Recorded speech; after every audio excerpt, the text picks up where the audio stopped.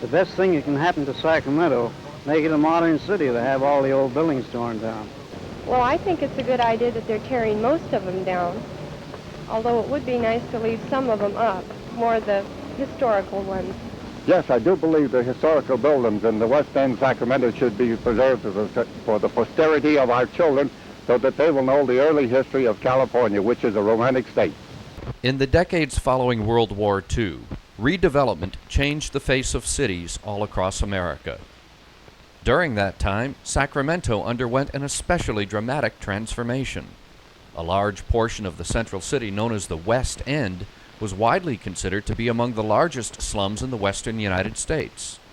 Others saw it differently, as a hardscrabble and gritty community with a diverse mix of businesses and residents. In the end, more than 200 blocks of the city's urban core were slated for redevelopment.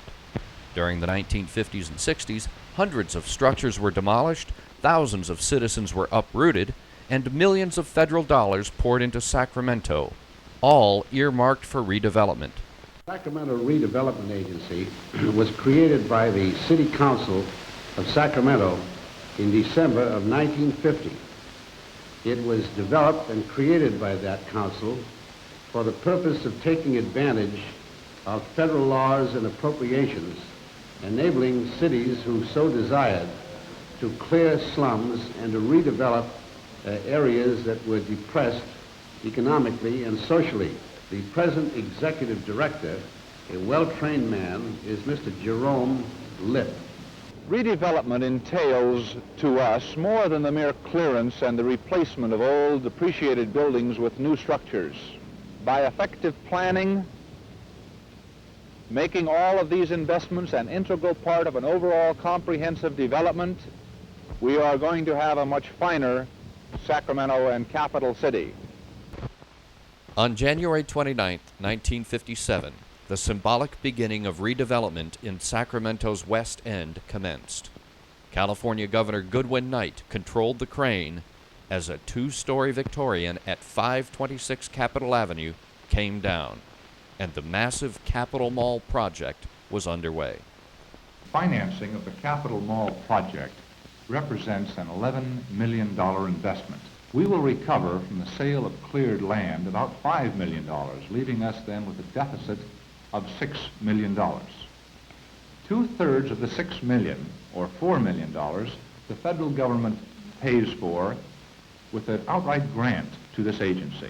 The balance of $2 million, or the local one-third, this agency itself pays for by issuing its own bond issue.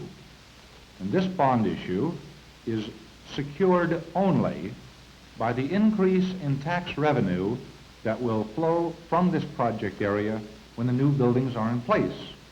With redevelopment of the West End and the Capitol Mall project well underway, so too was the displacement and relocation of residents and businesses that stretched from the Sacramento River all the way to the state capitol. I don't want to move, you know. I moved already one time here. I don't want to move.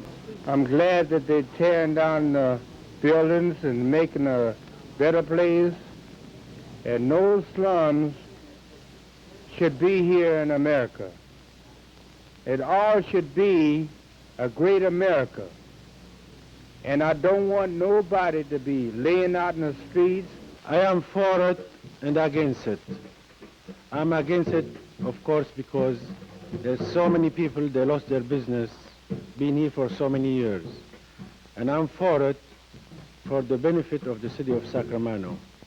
Some workers in the West End did not lose their businesses and benefited greatly from redevelopment. A lot of the buildings should be torn down and build new buildings. And I think it's okay myself. It's helped my business already considerably. In time, it takes time to tear all buildings down, get them built up. Takes about a matter of time. I think it's going to come out to be a really nice thing. Redevelopment is a great thing, but we still think that the development should start at 2nd Street and Front Street and come toward us, toward 8th Street. But we do think that in the very short time that we will see some development, and we're glad that we're staying down where we were all raised in pharmacy, and hope to see that the redevelopment has a big asset to Sacramento.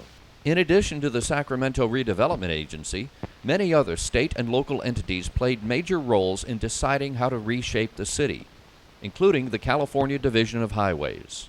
Possible conception of the design of one of the alternatives on the easterly side is shown on these sketches, showing the east-west freeway crossing the Sacramento River and the west side freeway coming up across Capitol Avenue, on up across I Street and across the I Street Bridge and on over to Woodland. As you will notice in the drawing, this is the Crocker Art Gallery. This would be the connection to N Street. This is Capitol Avenue. This is a connection to L Street. It shows the possibilities of developing along the Embarcadero next to the river there. We could have a green strip along there, and this has all been discussed with the Division of Beaches and Parks, who are very interested in this project. Also, the conception that's shown here is an elevated structure, be about 18 to 20 feet above the normal ground line, to provide circulation so that the streets don't have to be closed. How would that affect the city's landmarks? But we're working with the Sacramento Landmarks Commission and the Historical Society and doing everything we possibly can to position these alternates in such a manner that we can save as many of those historic buildings as possible. Preserving Sacramento's oldest structures was also a big priority during redevelopment. John, the Historic Landmarks Commission has rather ambitious plans. Where do they expect to get the money to finance the project? Well, Stan, getting money for anything of this sort is always a great big problem. Possibilities are through the medium of the California Division of Beaches and Parks, possibly some legislative action, and that has been suggested. Also, there is a possibility of getting some money from the city, from the county, and it's even been suggested that a historical area zone be put into force at the proper timing. That in itself could raise some money. The historic landmarks in its rebuilding conceivably might conflict with redevelopment and freeway plans, or not. Well, that's true. There could be, and there very possibly will be, an overlapping. But it seems to many people in Sacramento that there is plenty of room for all of these things in the city of Sacramento, for the freeways and for the historic landmarks, and the historic museum in the west end of the city of Sacramento, and certainly for redevelopment, that is the expansion of the redevelopment agency. I don't believe that we should build a freeway inside east of the river in the downtown district through all the historical monuments we have there to preserve. The land in through there is too precious to be destroyed by a freeway winding its way along the river and through the city. There's lots of room for it on the west side of the river, where it wouldn't affect that precious land that we have on this side for all our things that we need so much, like building more apartments, more historical buildings, and more hotels and so forth. On the other side of the river, the land is cheaper, and the freeway, with all its smog and dust and dirt, would be more adequate or better for the public then. Isn't it conceivable that the freeways could be held up until the study is completed?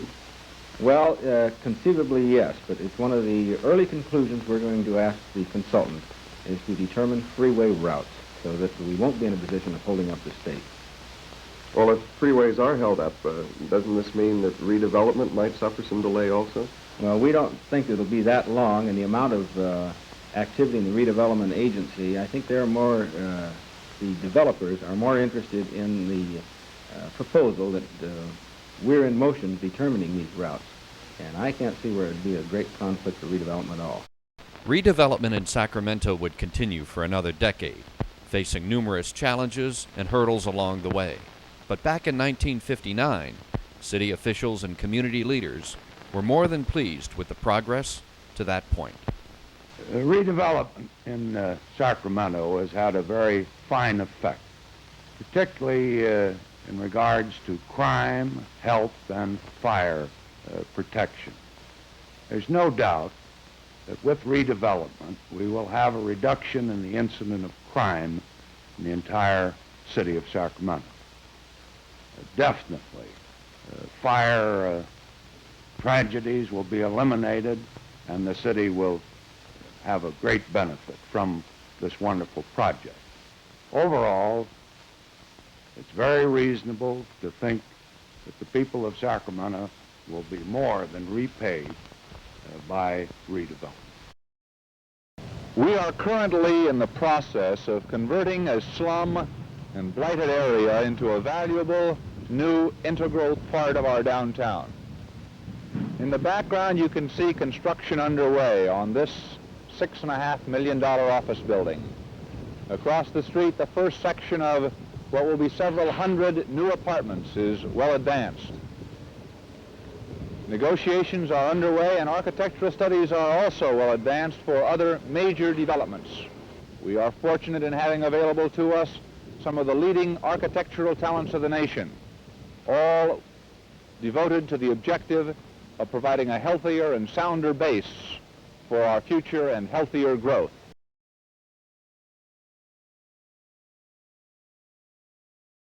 This is Sacramento's West End, a section of the city rich in history, but decayed by the passage of time.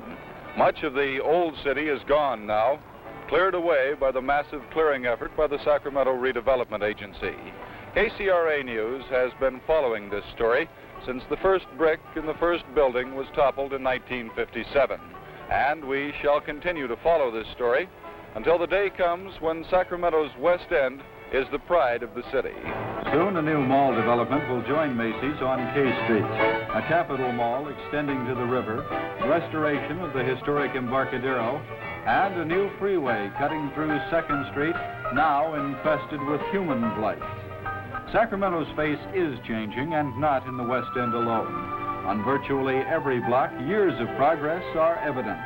Soon a freeway through the city center, linking Reno with San Francisco and Los Angeles.